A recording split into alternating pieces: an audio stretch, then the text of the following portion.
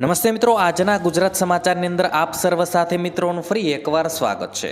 તો આજના સમાચાર વિશે વાત કરું તે પહેલાં તમને જણાવી દઉં કે વિડીયો ખૂબ જ અગત્યનો છે અને આજના સમાચારની અંદર ખેડૂત ઉપયોગી સમાચારો વિશે વાત કરેલી છે। તો વિડીયોને છેલ્લે સુધી જોતા રહેજો અને ચેનલને હજુ સુધી સબસ્ક્રાઇબ ના કરી હોય તો તે પણ કરી લેજો। તો મિત્રો વાત કરીએ આજના સૌથી પહેલા સમાચારને લઈને।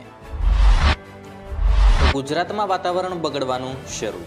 મિત્રો, તાજેતરમાં જ હવામાન વિભાગે વરસાદની આગાહી કરી હતી। તે પ્રમાણે રાજ્યના ઘણા વિસ્તારોમાં વાતાવરણમાં પલટો જોવા મળી રહ્યો છે। મિત્રો, આણંદમાં વહેલી સવારથી જ ગાઢ ધુમ્મસ છવાયું હતું અને ધુમ્મસના કારણે વિઝિબિલિટીમાં ઘટાડો થયો હતો। તો અરવલ્લી જિલ્લાના વાતાવરણમાં પલટો પણ આવ્યો છે અને વહેલી સવારથી વાદળછાયું વાતાવરણ સર્જાયું હતું। મિત્રો, મોડાસા, શામળાજી, ભિલોડા સહિત વિસ્તારમાં વાદળછાયું વાતાવરણ સર્જાયું હતું। ત્યાર પછી મિત્રો મહત્વના સમાચાર વિશે આગળ વાત કરીએ। મોદી સરકારે જીએસટી કાઉન્સિલમાં લીધા મોટા નિર્ણયો। મિત્રો, મીઠા અને મસાલાવાળા પોપકોર્ન પર 5%, પ્રી પેકેજ પોપકોર્ન પર 12% અને કારામેલ કોટેડ પોપકોર્ન પર 18% ટેક્સ લાગશે। ચોખાના લોટના ટેક્સ 18થી ઘટાડીને 5% કર્યો છે। જૂની અને વપરાયેલી કારના વેચાણ પરનો જીએસટી અગાઉ 12%થી વધારીને 18% કરવાની મંજૂરી આપી છે। મિત્રો, હેલ્થ અને જીવન વીમા પર કોઈ રાહત આપી નથી। તમાકુ અને તમાકુની બનાવટો ઉપર 35% સીન ટેક્સ લગાડ્યો છે। ત્યાર પછી મિત્રો મહત્વના સમાચાર વિશે આગળ વાત કરીએ। તો 2000નો હપ્તો નહીં મળે। મિત્રો, પીએમ કિસાન સન્માન નિધિ યોજનાનો 19મો હપ્તો ટૂંક સમયમાં આવવાનો છે। જોકે તેનો લાભ લેવા માટે તમારો મોબાઈલ નંબર એક્ટિવ હોવો અને આધાર કાર્ડ સાથે લિંક હોવો જરૂરી છે। જો મોબાઈલ નંબર બંધ હશે અથવા તો આધાર કાર્ડ સાથે લિંક નહીં હોય તો તમને આ યોજનાનો લાભ નહીં મળે। મિત્રો, એવી પૂરી શક્યતા છે કે ફેબ્રુઆરી મહિનામાં પીએમ કિસાન યોજનાનો 2000 રૂપિયાનો 19મો હપ્તો ખેડૂતોના ખાતામાં નાખવામાં આવશે। ત્યાર પછી મિત્રો મહત્વના સમાચાર વિશે આગળ વાત કરીએ। તો નવા 24 પ્રાથમિક આરોગ્ય કેન્દ્રને રાજ્ય સરકારની મંજૂરી।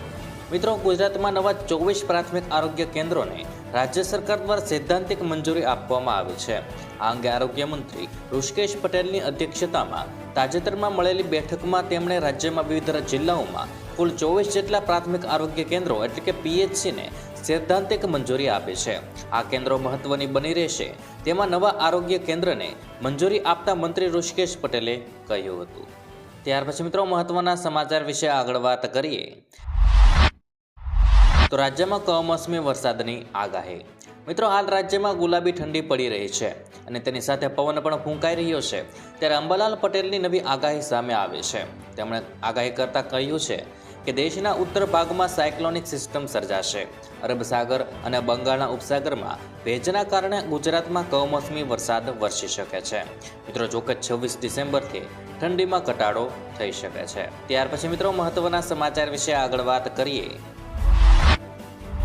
તો મોદી સરકારની ખેડૂતોને ભેટ। મિત્રો, અન્નદાતાઓને મોદી સરકારે ખાસ ભેટ આપી છે। સરકારે 2025ની સિઝન માટે મોલિંગ કોપરા એટલે કે નાળિયેરના દાણાના લઘુત્તમ ટેકાના ભાવ એટલે કે એમએસપીમાં 422થી 11,582 અને બોલ કોપરાના એમએસપીમાં 100થી 12,100 રૂપિયા પ્રતિ ક્વિન્ટલ વધારો કરવાની જાહેરાત કરી છે। આઈટી મંત્રી અશ્વિની વૈષ્ણવે કહ્યું છે કે કૃષિ ખર્ચ અને કિંમત આયોગની ભલામણોને આધારે મિલિંગ અને બોલ કોપરની જાતોના એમએસપીમાં વધારો કરવામાં આવ્યો છે। ત્યાર પછી મિત્રો મહત્વના સમાચાર વિશે આગળ વાત કરીએ। તો 2 વર્ષમાં રેકોર્ડ બ્રેક 88 કરોડ આધાર ઓથેન્ટિકેશન નોંધાયા। મિત્રો, જનકલ્યાણકારી યોજનાનો લાભ છેવાડાના નાગરિકોને સરળ અને ઝડપી પહોંચાડીને મુખ્યમંત્રી ભૂપેન્દ્રના નેતૃત્વમાં સુશાસનની હરહંમેશ અનુભૂતિ કરવામાં આવે છે। જેના ફળશ્રુતિ રૂપે રાજ્ય સરકારના વિજ્ઞાન અને પ્રાદ્યોગિક વિભાગ દ્વારા નાણાકીય વર્ષ 2022થી નવેમ્બર 2024 સુધીમાં અંદાજે 88 કરોડ આધાર ઓથેન્ટિકેશન નોંધાયા છે। ત્યાર પછી મિત્રો મહત્વના સમાચાર વિશે આગળ વાત કરીએ। તો ખેડૂતોની ખાતર લેવા લાગી લાઈનો। મિત્રો, હાલ ખેડૂતોની સૌથી મોટી મહત્વની સિઝન એટલે કે રવિ સિઝન ચાલી રહી છે। તેવામાં જ ખાતરની અછત સર્જાતા ખેડૂતો ચિંતામાં મુકાયા છે। ત્યારે હવે ખેડૂતોને યુરિયા ખાતર ન મળી શકતા ખેડૂતો યુરિયા ખાતર માટે રઝળી રહ્યા છે અને ખાતર મેળવવા કડકડતી ઠંડી વચ્ચે પણ વહેલી સવારે ખેડૂતો ખાતર કેન્દ્રો બહાર કતારો લગાવી ઊભા રહેવા મજબૂર બન્યા છે।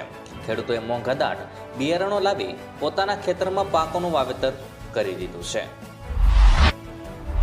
તો મિત્રો, આજના દરેક સમાચાર અહીં કામના પૂર્ણ થાય છે. આપને કહેવા લાગ્યા એ કોમેન્ટ બોક્સમાં જણાવી દેજો. અને વિડીયો કામનો લાગ્યો હોય, સમાચાર ઉપયોગી લાગ્યા હોય તો મિત્રો આ વિડીયોને એક લાઈક કરી દેજો, જેથી કરીને અમને પ્રોત્સાહન મળતું રહે અને દરરોજના ખેડૂતને લગતા, હવામાનને લગતા અને ગુજરાતમાં પળે પળના સમાચાર મેળવવા માટે ગુજરાતની આ ચેનલ તાતની વાતને સબસ્ક્રાઇબ કરી લેજો, જેથી કરીને ગુજરાતની દરેક અપડેટ્સ તમને મળતી રહે. તો મિત્રો, હું મળીશ તમને આવતીકાલે નવા સમાચારો સાથે અને નવી માહિતી સાથે. ત્યાં સુધી મિત્રો મને રજા આપશો. ધન્યવાદ.